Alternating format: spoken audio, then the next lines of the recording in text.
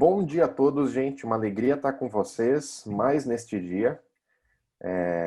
Muito bom a gente poder conversar mais uma vez sobre oração. E acho que, de novo, né, como a gente já falou, oração é o tema que a gente mais vive na nossa vida cristã, mas quase nunca a gente para estudar sobre. Coisas que a gente não para estudar sobre, dificilmente a gente se desenvolve, né? Então, acho que esse é o nosso objetivo, da gente estudar um pouquinho mais sobre esse tema. Quero começar orando e a gente começar hoje de uma maneira um pouquinho diferente, tá bom? Então, vamos começar orando junto comigo. Obrigado, Deus, pela tua graça, teu amor. Obrigado porque através da oração nós nos achegamos ao nosso Pai Celestial, mas alguém tão próximo, tão grande como Deus Todo-Poderoso. Obrigado, Pai, porque o Senhor é um Deus tremendo na nossa vida. E nós queremos realmente te engrandecer através de tudo isso e escutar a tua voz através dessa aula também, Pai. Dirige os nossos corações, é isso que eu te peço, em nome de Jesus. Amém. Muito bem. Todos bem-vindos que estão entrando também. Deixa eu começar de uma maneira um pouquinho diferente hoje. Eu quero fazer várias perguntas. Se você tem um caderno, tem uma caneta, ou tem algum lugar para anotar, ou anota mentalmente, eu queria que tu respondesse, então, essas perguntas com a maior sinceridade possível. E é por isso que eu quero fazer isso já no começo da aula, para a gente já ir dando uma olhada como é que está a nossa oração. Beleza? Então tá, eu vou fazer 7 perguntas e o objetivo é que você responda o mais sinceramente possível. A primeira dessas 7 perguntas é a seguinte: quantos dias na semana você se conectou em oração? Não necessariamente mais de uma vez ou menos de uma vez, mas ao menos uma vez. Quantos dias na semana você esteve em oração? Eu vou respondendo aqui a minha já, porque daí vocês ficam mais tranquilos para ser sinceros consigo mesmos também, tá? Acho que essa semana foi uma semana de triunfo, uma semana boa, aonde foi umas 5 vezes, 4, 5 vezes.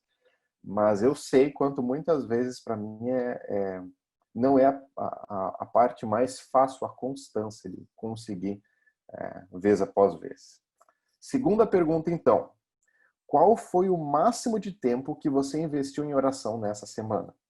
Se você começou a orar no momento, em um dia, quanto foi o máximo de tempo que tu parou e esteve em oração diante de Deus nesta semana? Talvez foram 5 minutos, talvez foram 10, talvez foram 15. Quanto tempo foi para ti nessa semana? Terceira pergunta. No dia mais atarefado da sua semana, você investiu mais ou menos tempo em oração? Ou seja, quando você tinha muitas coisas durante aquele dia, quanto tempo você investiu em oração? Mais ou menos do que nos outros. Quarta pergunta. Quantas vezes você orou apenas para agradecer ou engrandecer a Deus nessa semana? Você parou e falou, hoje eu quero, ou neste momento eu quero só agradecer. É só colocar realmente Deus no lugar que lhe é devido na minha vida. Quinta pergunta. Seus pedidos foram por outras pessoas ou por você primariamente? Qual que é o foco das suas petições, dos seus pedidos? Pedindo pelo nosso país, pela nossa sociedade, pelas pessoas ao redor, por circunstâncias ao redor ou por você estritamente? Pergunta 6. Você criou um momento de oração como família nesta semana? Essa é uma ótima pergunta. Você conseguiu, na sua família, desenvolver um tempinho de devocional, de oração, de vocês estarem juntos falando a palavra? Sétima e última pergunta. Houve algum momento na semana em que você conseguiu orar em secreto no seu quarto? Você conseguiu estar sozinho, longe de qualquer distração, no seu quarto, em silêncio, tendo tempo com Deus? Muito bem. O que eu quero falar com essas 7 perguntas? Que a gente possa fazer uma autoavaliação de como está o nosso relacionamento com Deus atualmente. Nosso relacionamento no sentido de conversa, no sentido de devoção, de fato. Porque várias vezes a gente não para olhar essas perguntas ou para responder com sinceridade. Então, quando nos perguntam, como é que tu tá? A gente fala, tô bem. Não, teve um dia que eu consegui até fazer devocional essa semana e a gente coloca a linha lá embaixo, né? Ah, eu oro todo dia, 2 minutos, todos os dias. Mas quando tem elementos profundos em cada uma dessas perguntas. Deixa eu mostrar rapidamente, então. Primeira pergunta, quantos dias na semana? Mostra constância. Porque a nossa vida de oração, ela precisa de constância. É um exercício diário. Segunda, o máximo de tempo que você investiu. Isso mostra prioridade. Quando eu entendo que eu preciso ter um tempo com Deus antes de qualquer outra coisa, e ele precisa ser um investimento, denota prioridade minha com Deus. Terceira, no dia mais atarefado, quanto tempo você orou? Você orou mais? Implica necessidade. Implica que eu não consigo começar bem um dia, quanto mais coisa eu tiver, se eu não orar bem logo pela manhã, não começar orando. Quarto, você orou apenas para agradecer ou não, mostra gratidão. Mostra onde está o nosso coração com relação a Deus. Quinto, se nós oramos pelos outros ou por nós, mostra o nosso amor pelas pessoas ao redor. E a nossa empatia, e não a nossa, talvez, nosso egoísmo, só o meu Deus, faça por mim, me ajude, resolva. A gente olha para os outros, né? Sexto, se nós temos orado em família, mostra a direção, porque Deus é quem dá direção para a nossa família, e não somente nós. Sétimo, se houve algum tempo na semana, algum momento na semana que consegui orar em secreto, mostra qualidade. Aonde eu abandonei todas as outras distrações e me foquei somente na oração. O que eu quero dizer com essas 7 perguntinhas? Se você consegue avaliar isso de uma maneira positiva, assim de puxa, foi boa semana, por favor, continue nesse pique que está sendo excelente. Se você vê áreas dessas 7 perguntas que não foram tão boas, já sabe qual é o desafio dessa próxima semana de se aprimorar. Então, só uma leitura rápida para a gente ter uma noção um pouquinho da nossa oração nesse momento. Tudo bem? Então tá, vamos entrar então, agora sim, na nossa aula de hoje para a gente ver o nosso tema principal. Vou compartilhar com vocês a tela, mas só relembrando algumas coisas, né? A gente já teve 2 aulas, hoje nós temos a terceira. Na primeira aula a gente estudou sobre o que é oração. E a gente descobriu que oração é uma resposta à iniciativa de Deus. Deus, ele, por conta do nosso pecado, que nós nos afastamos, deu todos os passos possíveis para que nós nos aproximássemos dele. Então a oração é literalmente uma resposta à iniciativa dele. Segunda aula, nós vimos semana passada sobre a quem nós oramos, a Trindade na oração, e como cada um deles tem um papel importantíssimo no nosso relacionamento com Deus. Hoje, nossa terceira aula, nós vamos ver como nós devemos orar. Tem um versículo em Lucas capítulo 11, versículo 1, que eu só vou citar para vocês, que é o momento onde os discípulos têm uma conversa com Jesus. E esse versículo diz assim: certo dia, Jesus estava orando em determinado lugar. Isso nós vimos que Jesus saía para orar em vários momentos para ter relacionamento com Deus. Tendo terminado, um dos seus discípulos lhe disse: Senhor, ensina-nos a orar, como João ensinou os discípulos dele. Ou seja, João Batista ensinou os seus discípulos como eles poderiam orar, mas agora eles estavam vendo o próprio Jesus, o próprio Messias orando. A primeira coisa que os discípulos pedem, então, Senhor, nos ensina a orar. É engraçado que nós aprendemos a orar vendo o exemplo perfeito da relação da Trindade, Jesus com o próprio Deus. E ele vai ser o exemplo perfeito para que a gente aprenda a orar.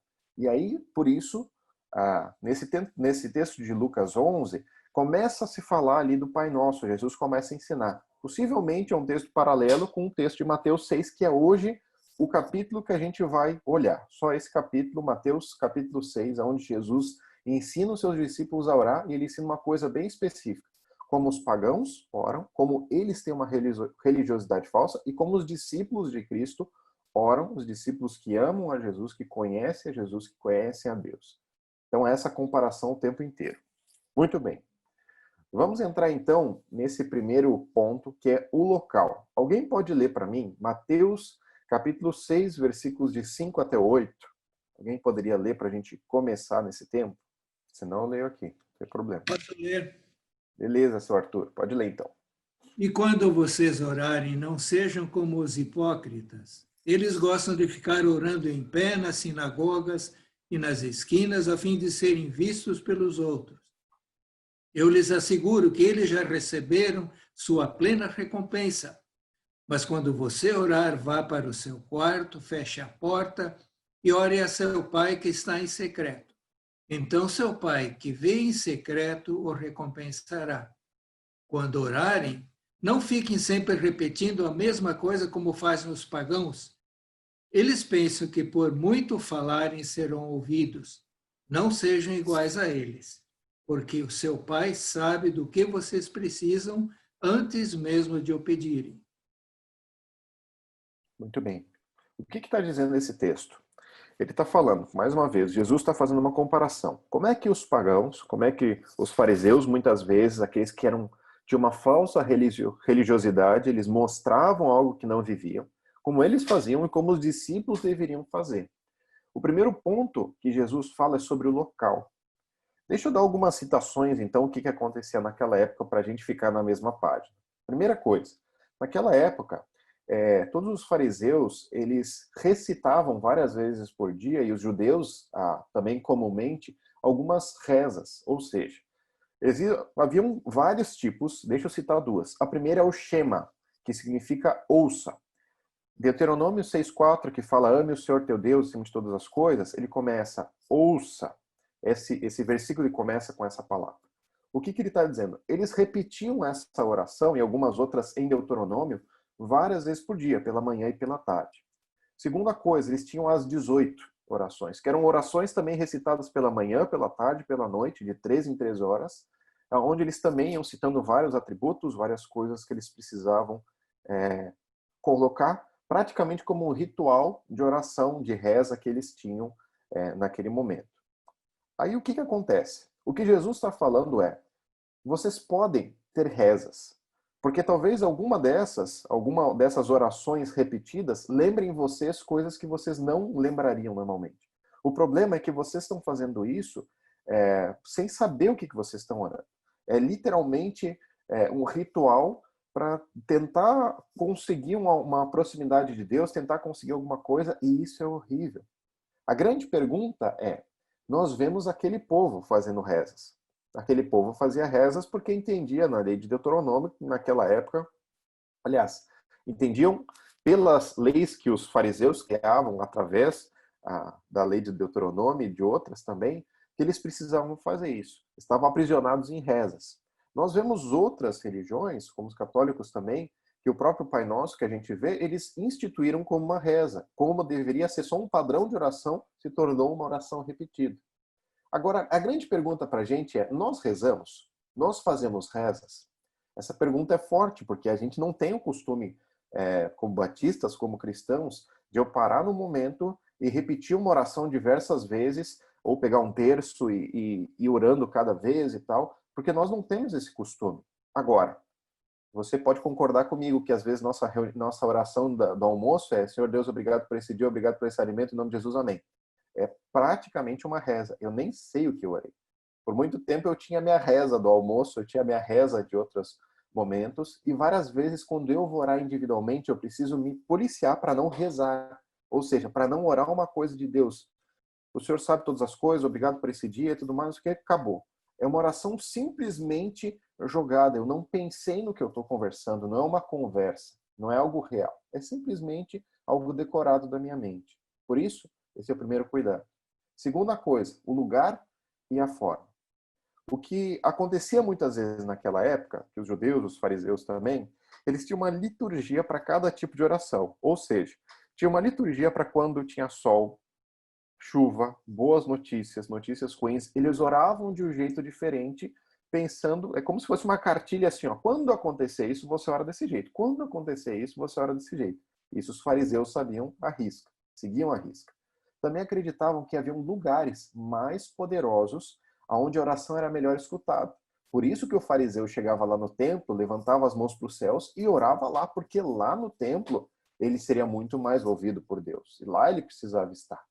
Aparentemente, então, se tu orasse no silêncio, num lugar onde ninguém está te vendo, não seria tão escutado. E é engraçado que o que Jesus diz é, você não precisa ir para um lugar público para orar. A oração mais sincera que você pode fazer é quando ninguém te vê, no silêncio do teu quarto, aonde ninguém está olhando para ver a tua espiritualidade, aonde só Deus conhece teu coração. Ele faz o contrário do que os fariseus diziam de vá para o templo orar. Jesus sai do templo e vai para tua casa, fecha a porta do quarto, ninguém precisa ver, mas se relaciona com teu Deus. Segunda pergunta que eu tenho é: nós precisamos de um local? Eu acho que, como igreja, às vezes a gente ocorre no erro de que na igreja, no templo, no salão de cultos, naquele lugar, a gente consegue se conectar mais com Deus. Parece que a gente espera, às vezes, uma semana para poder estar lá e não, mas aqui eu consigo me relacionar. Eu tenho que estar no momento de ceia, eu tenho que estar no momento especial, tenho que estar aqui no meio das músicas, tenho que estar no meio da mensagem, aqui eu consigo orar. E como isso pode ser algo que Deus, através da pandemia, tem quebrado o nosso coração, mostrando na sua casa. Você tem uma oração tão sincera quanto em qualquer lugar. Aproveite, independente de onde você esteja. Foi isso que Cristo pagou na cruz. O véu ser rasgado e nós podemos em qualquer lugar se comunicar com o nosso Deus. Terceira coisa, então. Qual que é o problema do que acontecia naquela época? O fariseu, ele levantava as mãos para os céus e ele orava publicamente, em voz alta, no meio do templo, ou no pátio do templo. O que acontecia? As pessoas ao redor viam e pensavam: nossa, que homem espiritual. O que Jesus diz é: ele já alcançou a recompensa, já foi visto. Agora, Deus prefere, e é isso que Jesus está dizendo, Deus prefere pessoas de joelho no seu quarto, de mãos estendidas, do que prefere pessoas de joelho no seu quarto, aonde ninguém vê, do que outra pessoa de mão estendida num grande templo mostrando a grandeza da sua espiritualidade.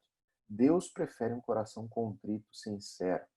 E o que nós vemos aqui é que não é um problema nós orarmos em público, obviamente. Nós fazemos isso.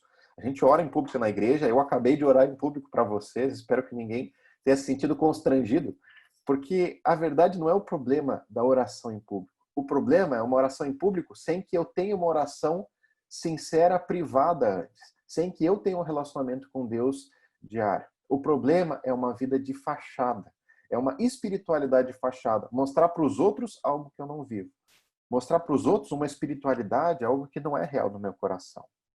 Então, esse é o princípio. No silêncio do meu quarto, no lugar onde eu possa estar, com disposição de coração, sinceridade, Deus vai me ouvir. E ali eu tenho a recompensa de estar na presença dele.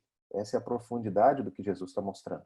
Como os pagãos oravam e como os discípulos devem orar. De uma maneira tão simples, mas tão real e tão sincera. Muito bem. Esses são os primeiros versículos que ele fala da primeira categoria que nós estamos vendo hoje. A gente vai falar sobre o local, vai falar sobre o Pai Nosso e depois vai falar sobre o jejum. Hoje eu quero tentar ser prático também para a gente entender quais elementos que tem dentro da oração e a gente vai conseguir ver isso ao longo dessa aula. Muito bem. Então a gente vai entrar propriamente na oração do Pai Nosso. Eu coloquei ali Mateus 6, 5 a 8, mas é o de 9 a 13. Tá? Eu acabei colocando errado ali. Mas alguém pode ler então Mateus 6, do versículo 9 até o versículo 13? Quem tiver texto aberto aí.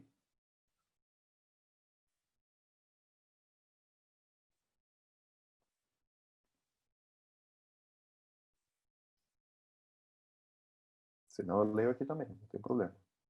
Vou ler então. Versículo 9. Vocês orem assim: Pai nosso que estás no céu, santificado seja o teu nome. Venha o teu reino, seja feita a tua vontade, assim na terra como no céu. Dá-nos hoje o pão de cada dia. Perdoa as nossas dívidas, assim como perdoamos aos nossos devedores. E não nos deixes cair em tentação, mas livra-nos do mal, porque teu é o reino, o poder e a glória para sempre. Amém. O que está acontecendo nesse momento? De novo, Jesus não está mostrando a reza que eles deveriam fazer. Ele não está colocando uma cartilha mostrando, então, vocês faziam várias rezas, agora façam mais uma. O que Jesus está mostrando existem muitos elementos que são importantes na oração de vocês para com Deus, para que coloque Ele no lugar que lhe é devido e te coloque no seu lugar também que lhe é devido.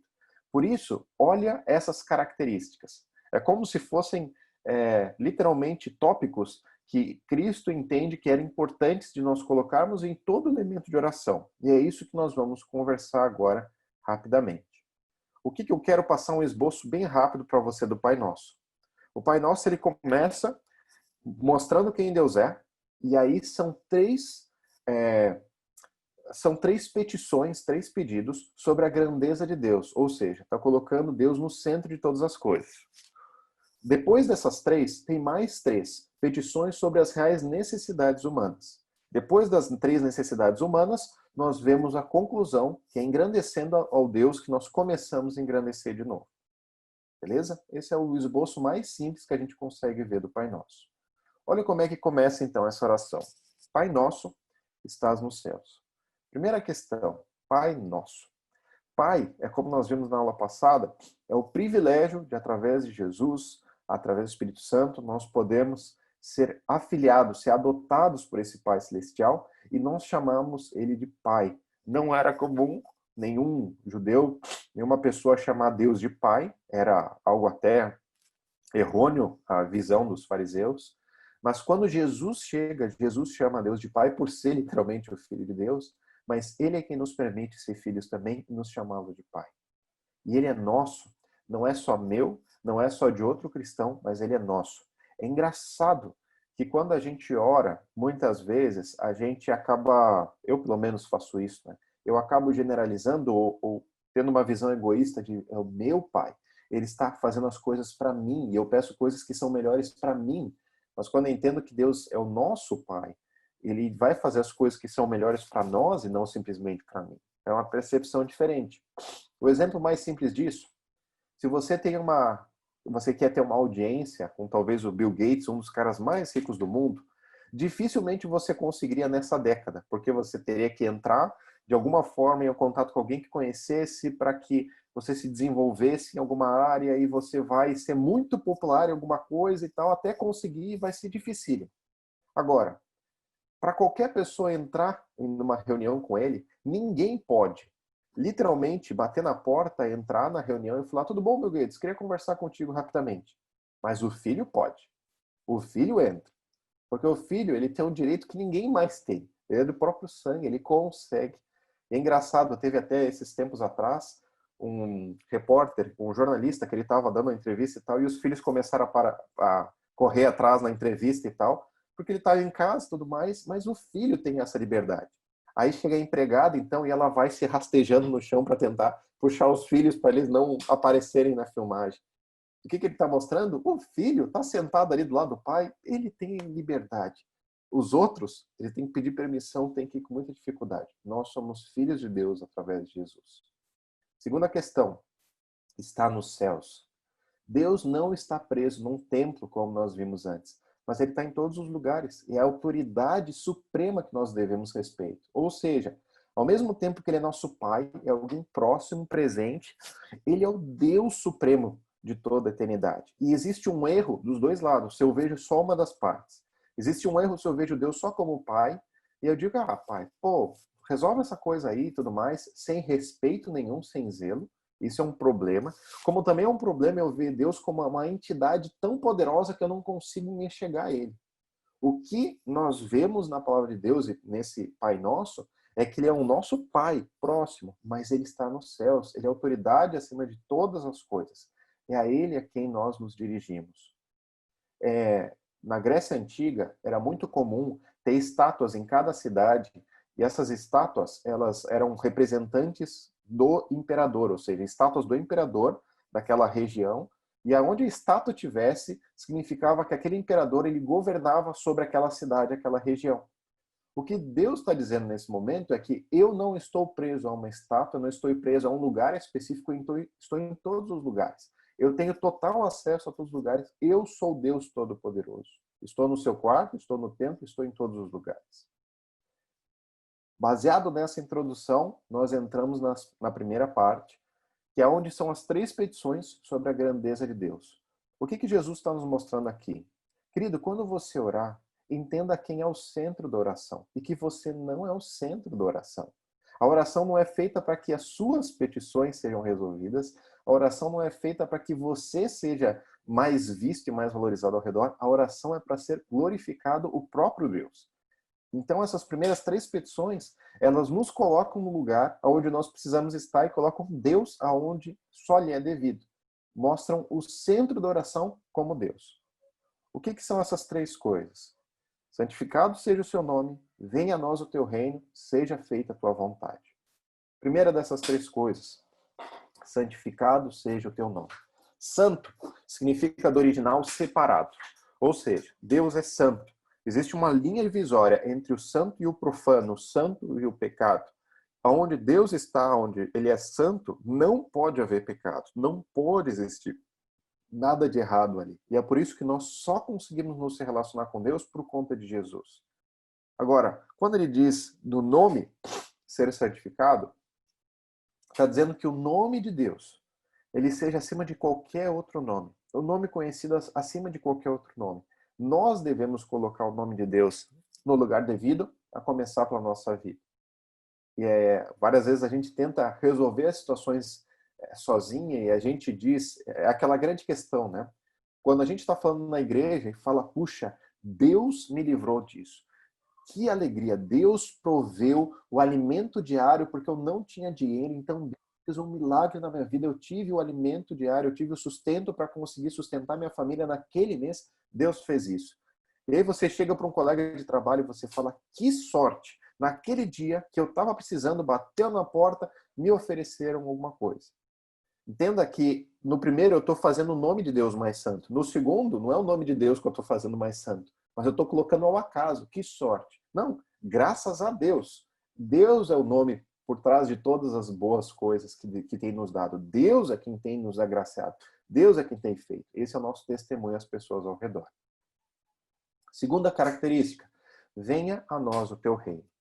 O que está mostrando é que reino é onde Cristo reina, onde o Pai reina. E reino é o reino celestial, né? E reino também a gente remete a uma idade imperial ou qualquer lugar onde tenha o seu rei, tenha a sua rainha. Aonde o rei existe, a sua vontade é estabelecida. Aonde o rei existe, ele tem súditos. Aonde o rei existe, ele governa. O que está mostrando ali? Venha o teu reino. Que o reino que existe no céu, que o reino que existe na eternidade, ele possa vir a cada dia. Eu acho que talvez a explicação mais clara disso é que se o reino é onde Cristo reina, onde Deus reina, então o reino é onde nós como igreja, nós como súditos, servimos ao rei. Aonde é óbvio que nós servimos a Deus pelas nossas ações. A grande questão é que várias vezes como igreja, a gente acaba não interagindo como servos do próprio rei, servos daquele que nos chamou das trevas para a sua luz. E a gente acaba tentando nos servir e tentando fazer as coisas para que os outros gostem mais da gente. É um desafio toda vez que a gente dá aula, tentar fazer com que a aula seja para engrandecer a Deus e não que os outros gostem mais da gente. Porque tem elementos que a gente fala, isso aqui as pessoas não vão gostar tanto de escutar. Vai dar aquele desânimo e tudo mais. Mas nós estamos fazendo a aula, eu estou fazendo a aula, para que Deus seja glorificado, para que o reino dele seja estabelecido. E não para que as pessoas gostem mais de mim. Ao meu redor, na minha vizinhança, onde esteja, essa é a grande questão de venha o teu reino. Precisa ser óbvio a quem eu sirvo. Eu falei esse exemplo já no nosso grupo pequeno de jovens, como alguns anos atrás, não, esse ano a gente entrou aqui nesse apartamento, onde o Roger morava, onde o Edson morava já e tal, e nesse apartamento aqui, o vizinho de cima foi a primeira pessoa que a gente conversou um pouquinho, e trocou algumas ideias e tal, e aí ele falou assim, ele chegou um dia e perguntou, de qual igreja que vocês são? Porque eu já vi várias pessoas entrarem e saírem, mas nunca soube de qual igreja. Eu falei, caramba, ninguém falou qual igreja que era aqui, de qual igreja que a gente é, porque sempre entra pastor, sai pastor, muda. E aí eu falei, não, Igreja Batista Conde, tudo mais. Eu falei, poxa.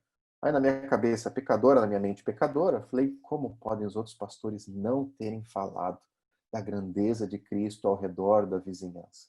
Eu queria dizer que essa foi a única vez que eu falei com aquele vizinho, eu nunca mais falei. Porque eu também sou tão pecador quanto os outros e realmente eu consigo perceber que eu muitas vezes não trago o reino de Deus aqui para minha vizinhança. Eu não faço o nome dele conhecido. Talvez as pessoas não saibam nem que eu sou cristão, porque eu não coloco isso no meu dia a dia. Eu não coloco isso como algo em oração, algo prático que eu preciso servir as pessoas para que elas conheçam mais a Deus. Venha teu reino. Muito bem. Terceiro ponto. Seja feita a tua vontade. Da mesma forma que a vontade de Deus, ela é plenamente obedecida nos céus, ou seja, os anjos, eles obedecem plenamente à vontade de Deus, assim deve ser na terra. Que aqui também a vontade dele seja estabelecida, porque ele sabe o que é melhor. Agora percebe esse contraste. Não é a minha vontade que ela seja feita no céu. E muitas vezes é isso que a oração a gente quer, né? Deus, resolve o meu problema, faz isso, porque eu sei que isso é o melhor para mim. Eu fico pensando já em várias vezes que eu orava, talvez por uma menina, falando, Deus, essa menina que eu tenho que casar, faz com que o nosso relacionamento dê certo. Essa é a pior oração que eu fazia. Porque eu estava estabelecendo, dizendo assim, eu quero que a minha vontade seja feita no céu. Eu quero ter a vontade acima de todas as coisas. E graças a Deus, Deus não respondia as minhas perguntas conforme a minha estultícia, não respondia conforme os meus erros, mas ele era realmente soberano e responder de uma forma muito melhor. O objetivo não é que a minha vontade seja feita no céu, mas a vontade dele implantada aqui na terra também, a partir da minha vida. Que ele faça a sua vontade. Esse é o nosso pedido maior. Não que nossas petições sejam plenamente resolvidas, porque a gente nem sabe se é o melhor, mas que Deus faça o que é melhor, porque ele realmente sabe. Ele vê a linha completa da nossa vida. Imagina nós vemos, talvez, um palmo à nossa frente do futuro. O que a gente vai fazer nos próximos minutos, a gente tem mais ou menos uma noção. A gente não sabe como é que vai ser amanhã, não sabe como é que vai ser a próxima semana, o próximo ano. Mas Deus, ele vê um mapa completo.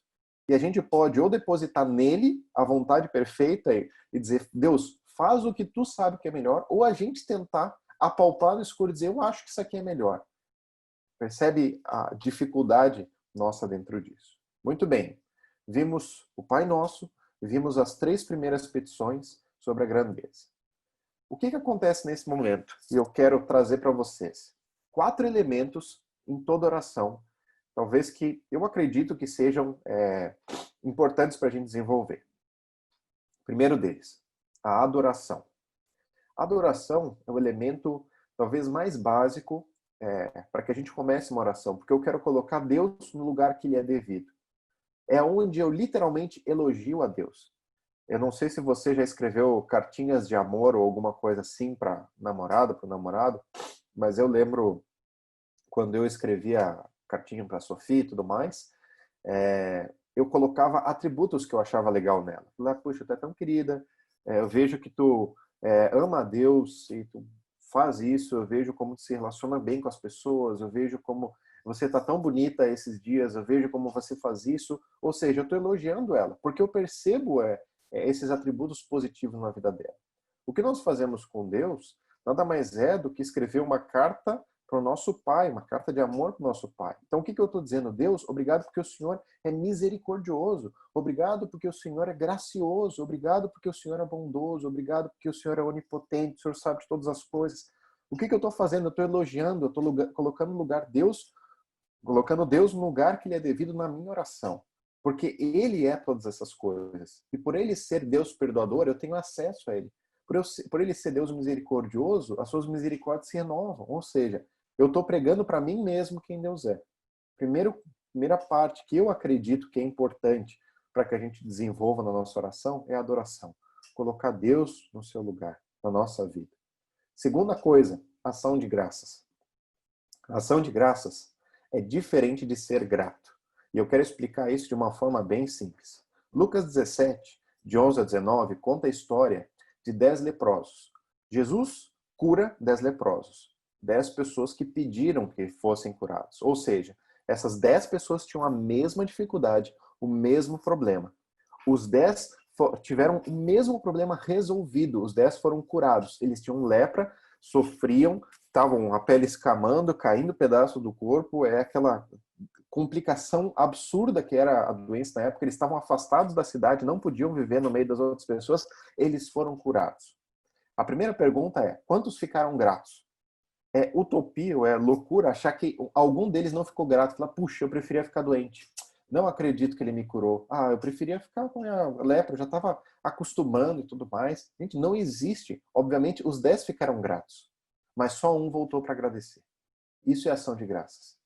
Nós podemos ser gratos com relação a Deus, a todas as coisas. Mas quantas vezes a gente para agradecer Isso é ação de graças, é eu parar e dizer, Deus, obrigado por isso, porque eu percebo isto na minha vida, isso o Senhor tem feito. Isso é ação de graças. É engraçado que Jesus, quando escuta esse homem que agradece, ele fala, seus pecados estão perdoados, você entendeu o que é estar comigo, o que é estar na minha presença. O que nós vemos na nossa vida? Ser grato, ou seja, eu dizer, Deus, obrigado por tudo que o Senhor tem me dado.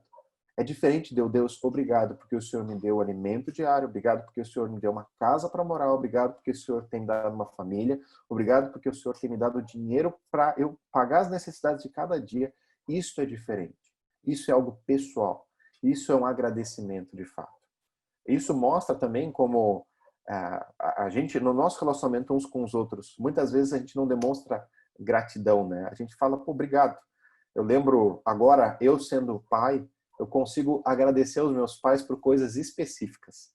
Eu agradeço hoje o meu pai porque ele acordava às 5 e pouco da manhã, porque eu acordava ele pedindo mamadeira, e hoje eu agradeço porque eu vejo como é difícil com a Elisa e os desafios que eu tenho, e eu agradeço especificamente por isso para ele. Eu já agradeci várias vezes a ele por ser meu pai, mas é diferente quando eu agradeço a ele por uma coisa específica. Torna mais especial. É assim nossa relação com Deus. Continuamos então nossa oração do Pai Nosso. Os 3 próximos elementos são os elementos, 3 petições sobre as nossas reais necessidades. Eu classifiquei aqui, é a minha classificação, tá? Só para eu conseguir entender isso um pouco melhor. O pão nosso, nossas necessidades fisiológicas. O perdão das dívidas, nossas necessidades emocionais. E a tentação, não cair em tentação, nossas necessidades espirituais. Classifiquei isso só para a gente conseguir talvez pensar um pouco mais na diferença de cada uma delas. Primeiro, o pão nosso de cada dia. O que Jesus fala para nós pedirmos não é por fartura, mas pela necessidade diária. Pelo que for necessário, pelo sustento de cada dia, pelo alimento de cada dia, pela saúde de cada dia. E é engraçado que ele não pede sobre o pão da semana, o pão do mês. O que ele está mostrando é, a cada dia, você precisa colocar em oração novamente a Deus, para mostrar que é Ele que está provendo as coisas para a sua vida. É engraçado, a gente conversa com alguns missionários, ou pessoas que estão no campo missionário, né? E a gente fala, nossa, que incrível! Então, a cada dia você depende do sustento de Deus para você poder se alimentar, para você poder cuidar. E vários missionários falam, né? Eu dependo, exatamente como você também depende. O meu dinheiro vem de Deus, tu vem da onde? Entendeu? Nosso sustento, nosso salário, pode ter um dia onde nós estamos empregados, outro dia onde nós não estamos. É fácil quando a gente está empregado, quando está tudo certo, a gente dizer, não, eu já tenho o pão do mês. É difícil quando a gente está desempregado e cada dia conta, nós vemos essa oração. Mas a verdade é que nós precisamos lembrar que a cada dia quem nos provê não somos nós, é o próprio Deus. Esse é o pão diário. Segunda coisa, perdoa as nossas dívidas. E aqui eu queria lembrar uma parábola que Jesus conta do credor infiel. E essa parábola é muito simples, está lá em Mateus 18, só vou citar. O que acontece é assim, um senhor chega um momento da sua vida e aonde ele quer então acertar as contas com todos os seus servos. Ele chama então o seu servo, talvez que tinha mais dívidas, possivelmente ele foi ao longo do tempo adquirindo mais dívidas, e tem várias discordâncias do quanto é essa dívida, mas são milhões e milhões, é um valor absurdo, uma pessoa jamais conseguiria pagar aquela dívida na sua vida. E esse, principalmente levando naquela época, seria impossível aquela pessoa pagar. E aí o que o Senhor faz? Ele olha para o servo e o servo diz, me dá mais tempo. O Senhor sabe que não adianta o tempo que for, ele não vai conseguir pagar. E o que o Senhor faz? Ele salda a dívida. Ele fala, então tu está perdoado, pode sair. Esse servo ele sai e ele encontra um conservo desse rapaz. E esse rapaz, então, ele está devendo o salário de 2, 3 meses. É uma quantia absurdamente menor. E o que esse servo faz então? Não, você está me devendo, você vai pagar. E aí coloca esse homem na prisão. Quando o Senhor descobre, ele fala, eu perdoei uma dívida tão absurda, eu perdoei o imperdoável, e você não consegue perdoar algo tão pequeno, algo tão ínfimo. Por isso, você é que vai ser jogado na prisão, e você vai ficar lá até saldar a sua dívida. O que Jesus está mostrando sobre isso? O perdão de Deus e o nosso perdão. O perdão de Deus é nos perdoar do nosso pecado diário, nós jamais conseguiríamos pagar a Deus todos os nossos pecados. Não existe nada que nos faça pagar. Nós não conseguimos. Por isso que a morte é o único caminho pelo nosso pecado. Só por Cristo nós temos a vida. Mas através de Cristo nós somos perdoados por tudo que nós cometemos no passado, nós fazemos hoje e ainda vamos fazer. Nós fomos lavados pelo sangue de Cristo. Ou seja, não existe nada, nem ninguém que cometa algo conosco tanto quanto nós cometemos com Deus. E aí chega uma situação nossa, onde as pessoas fazem algo que nós não gostamos, nós dizemos, cara, desculpa, isso eu não consigo perdoar. Cuidado, porque nós fomos perdoados de algo absurdamente maior. Nós matamos o Filho de Deus. Esse é o peso do nosso pecado. Esse é o peso das nossas consequências. E quando nós vemos situações ao redor, é natural e precisa ser natural que os perdoadores, que os perdoados perdoem. Esse é o nosso chamado. Por isso, o padrão é perdoar as nossas dívidas, assim como nós perdoamos os nossos devedores. Porque é natural para alguém que foi perdoado perdoar os outros. Nós precisamos aprender com o perdão de Deus. Terceira questão, então, não nos deixe cair em tentação.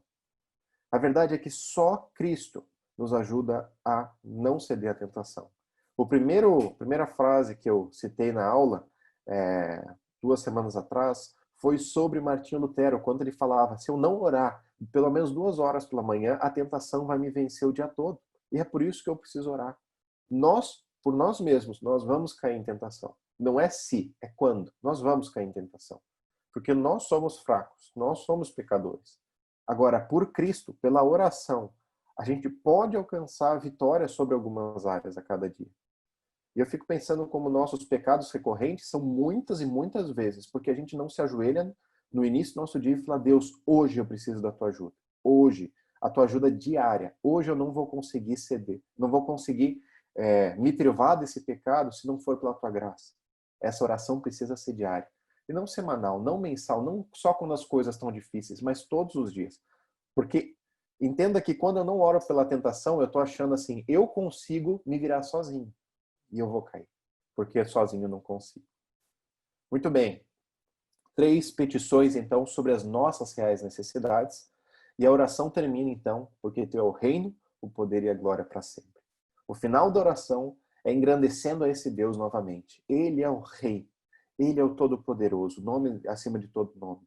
E a Ele que nós devemos glória. É assim que termina essa oração do Pai Nosso, dizendo, Ele é o centro. É sobre Ele a oração, não sobre mim. Ele proveja as necessidades diárias pela sua graça, mas é sobre Ele a oração que eu estou fazendo. Muito bem. Para a gente terminar, então, os elementos que acontecem na oração, nós já vimos 2. Primeiro, adoração.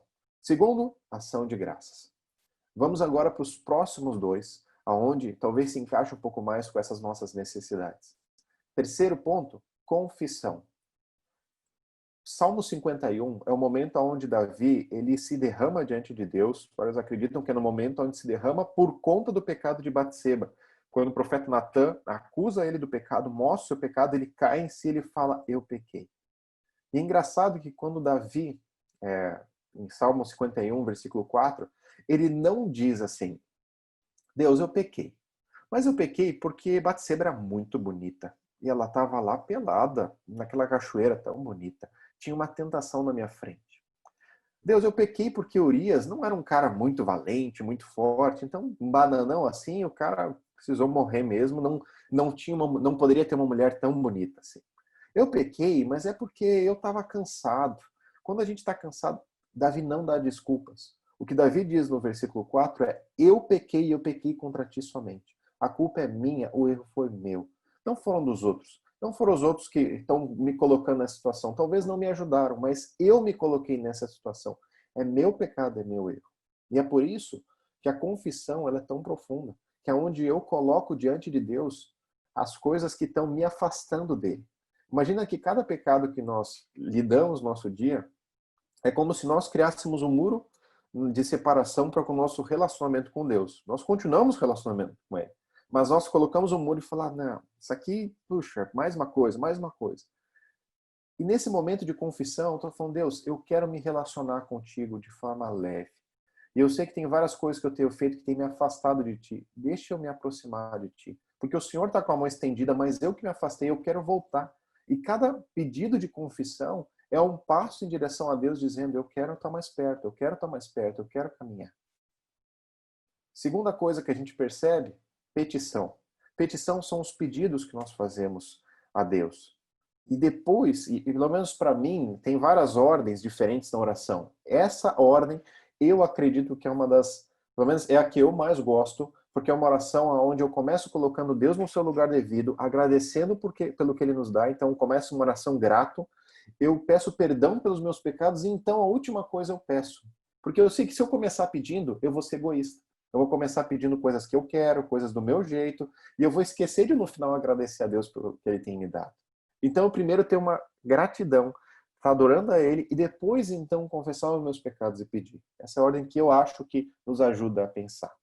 O que diz no versículo 17 de Salmo 51? O Senhor se inclina ao contrito de coração. Ou seja, o Senhor ele vai se inclinar para quem é humilde. Se eu chego na minha oração com um coração orgulhoso, o Senhor não vai se inclinar. O Senhor, Ele sabe o que nós estamos falando, mas não é para Ele a nossa oração. A nossa oração é dirigida para Ele quando nós chegamos com humildade. 4 características rápidas, então, dentro da petição. Primeiro, a humildade. Segundo, a precisão. Orações vagas recebem respostas vagas.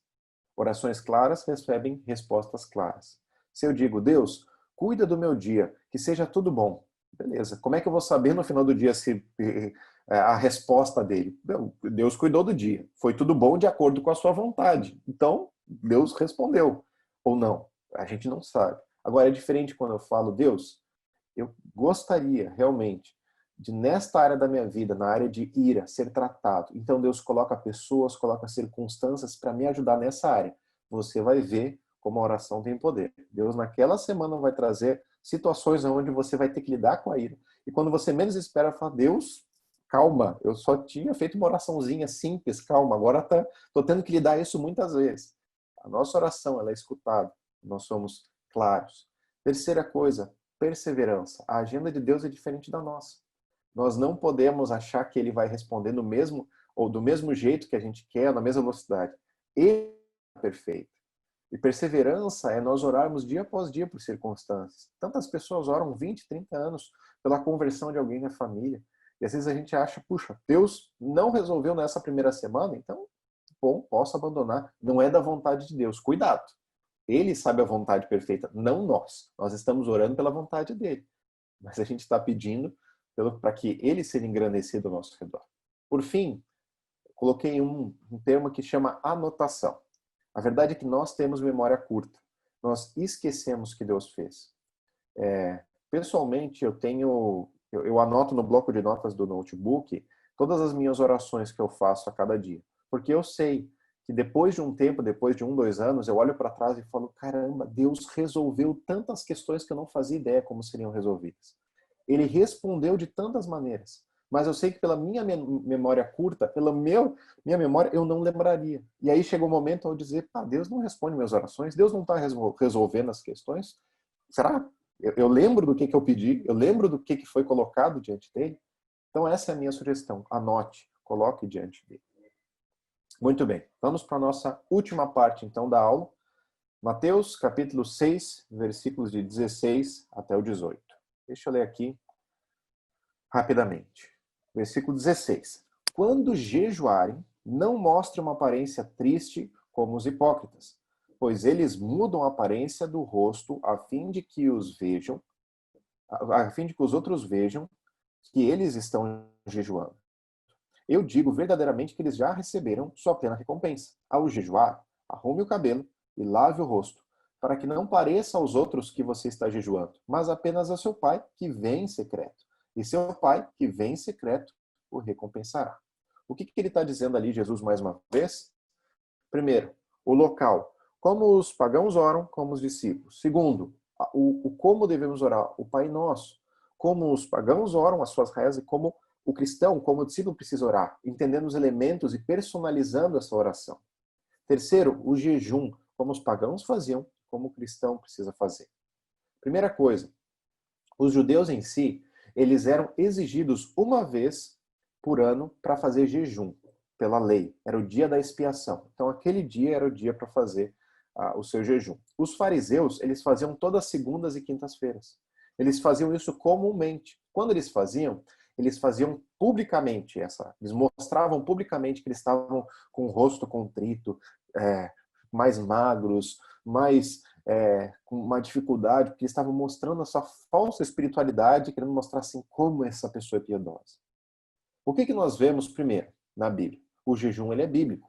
Tanto nós vemos que Jesus jejuou na tentação do deserto, passou 40 dias lá, mas os membros da igreja primitiva também faziam isso em Atos. A gente vê em Atos 13:2 que eles também jejuavam. Então, jejum é algo bíblico. Segunda coisa, qual que é a motivação para nós orarmos dentro disso? A motivação, uma delas talvez está lá em Lucas capítulo 21, versículo 34. Que diz assim, ó: tenham cuidado para não sobrecarregar o coração de vocês de libertinagem, bebedeira e ansiedades da vida. E aquele dia venha sobre vocês inesperadamente. Porque ele virá sobre todos os que vivem na face de toda a terra. Estejam sempre atentos e orem para que vocês possam escapar de tudo que está para acontecer e estar em pé diante do Filho do Homem.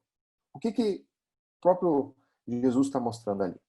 Ele está mostrando que haverão dias, ou existem dias, onde eu quero pecar, onde a minha dificuldade com o pecado está muito maior. Existem dias onde eu estou absurdamente ansioso e eu não sei como lidar com as questões. Existem dias onde eu não sei o que fazer. Nesses dias eu preciso orar de uma forma mais intensa, mais profunda. O que nós vemos então? O jejum, ele não é o objetivo de uma privação simplesmente, mas priorização. Jejum não é simplesmente eu dizer, e vários lugares, várias igrejas dizem, não, essa semana eu estou fazendo jejum de televisão. Parei de ver televisão. Tu não está pagando uma promessa quando você faz jejum. Agora, o que o jejum está dizendo é que a oração ela está intrínseca ao jejum. Ou seja, eu estou parando de ter o meu tempo de conforto, talvez da televisão, de alguma coisa, para que nesse tempo eu possa investir em oração. Porque esse é o fundamento, essa é a essência, esse é o princípio do jejum bíblico. Eu me privo do alimento, eu me privo daquele momento de alimentação, para naquele momento, então, eu investir na minha oração, no meu tempo com Deus. Eu me privo de coisas, não simplesmente por me privar e estar sofrendo para que Deus, então, possa ser engrandecido, mas sim de determinar tempo em oração. Agora percebe no nosso dia, puxa, eu quero passar um dia de jejum e oração. Quantas vezes a gente para o tempo para... Então eu acordo, tomo meu café, eu vou ver alguma coisa na televisão, eu vou fazer uma outra coisa e tal. Não, eu quero que aquela manhã seja um tempo de jejum e oração, ou seja, você se ajoelha e você vai passar a manhã orando. Você vai abrir mão das outras coisas que você gostaria, que você necessitaria nesse momento por conta da oração. Eu acredito, e eu sinceramente, existem muitos momentos na nossa vida em que a gente está fraco espiritualmente e que a gente precisaria investir mais em jejum. A gente tem colocado como igreja alguns dias de jejum e oração, dias de oração, né? Onde a gente incentiva também que em algum momento do dia você faça o jejum. Por quê? Não só para você estar de noite todo mundo junto e você estar com uma cara triste, assim, apática, porque não comi. Não é esse o objetivo. Mas que você invista durante aquele tempo em oração. Você está falando, o que você está dizendo? Deus, você está sendo hoje a minha prioridade, acima até da minha alimentação, até das coisas que eu gostaria de estar fazendo agora, eu quero estar conectado contigo. A recompensa que ele está mostrando é que a presença de Deus a gente encontra de uma maneira mais especial. Se você já passou um tempo em uma oração profunda, real, com um jejum, ou seja, onde você está priorizando completamente a Deus naquele dia, naquele momento, você vê como parece que você está mais atento ao que ele tem falado. Está mais claro as coisas que ele tem te falado. Por isso, entenda o princípio e não simplesmente a regra específica de não, agora eu tenho que jejuar, então eu só não comer. Não, não é. O princípio ele é diferente. O princípio é, eu quero estar em oração como prioridade. Eu quero estar na presença de Deus como prioridade nesse dia. Muito bem. Falamos então hoje sobre Mateus 6. Sobre o local, sobre o Pai Nosso e sobre o jejum. Dentro dessas características, a gente pode ver que tem várias áreas onde talvez a gente já conheça, mas a gente não exercite tanto. Por isso, para terminar, eu queria talvez escutar um pouquinho vocês. Se alguém tem alguma pergunta, alguma coisa a acrescentar também, fique à vontade. Quero também ouvi-los, não só ficar falando aqui. Eu sei que a aula é um pouco mais intensa na parte online, mas quero também escutá-los. Tá bom? Então, se alguém tem alguma coisa a adicionar, perguntar, fica à vontade nesse momento.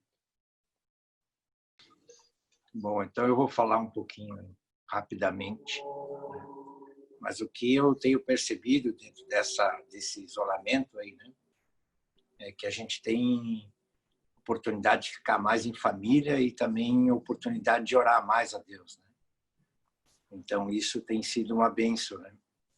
E dentro dessas perguntas ali que você fez no início, né, vale o grupo dos homens a oração? Com certeza. Daí estamos orando todos os dias, né? E às quartas na célula também.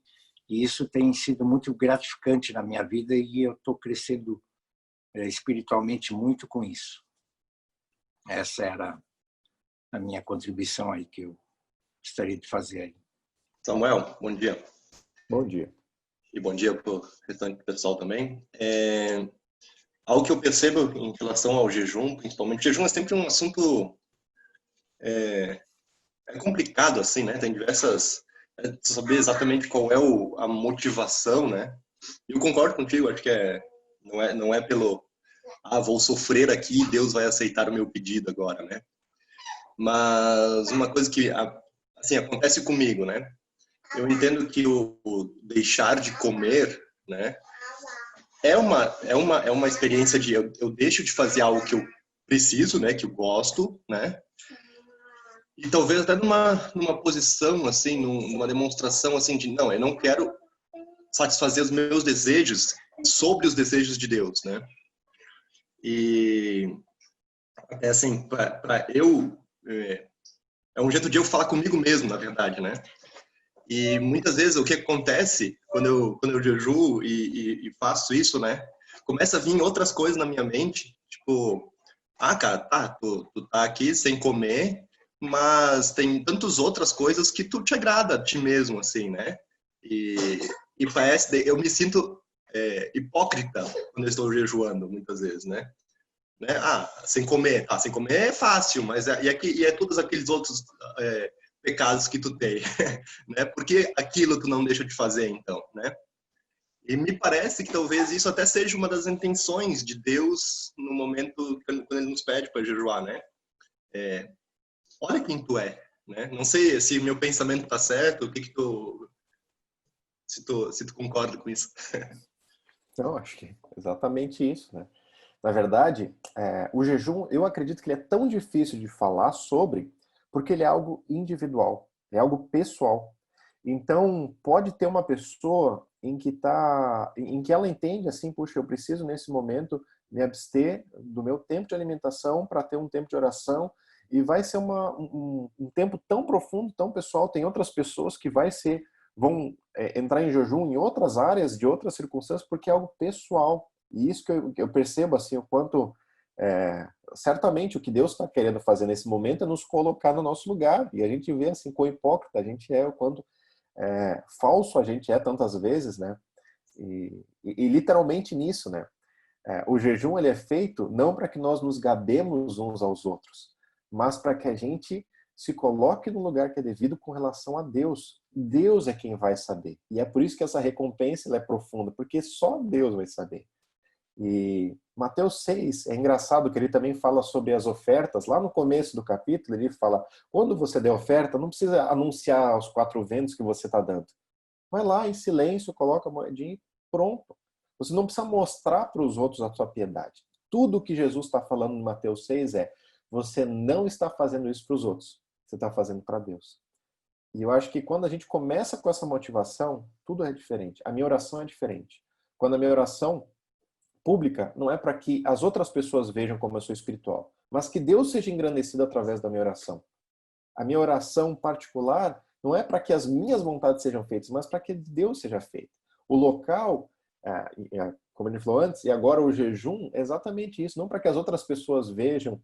E eu falo isso porque eu incorro no erro, né? Naquele dia de oração, às vezes falar, puxa, hoje eu estou em jejum, morrendo de fome de noite. Cara, tu tá perdendo a motivação mais sincera, mais real, porque o motivo da aparência, né?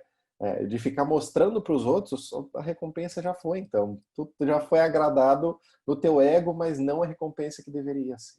Então, acho que essa é a profundidade do jejum, né? Entendam que é algo que é o seu relacionamento com Deus. Ninguém vai fazer por ti, ninguém vai estabelecer isso por ti. Tem princípios, como a gente falou, mas tem um propósito muito específico. O propósito do jejum e oração é se conectar mais próximo com Deus.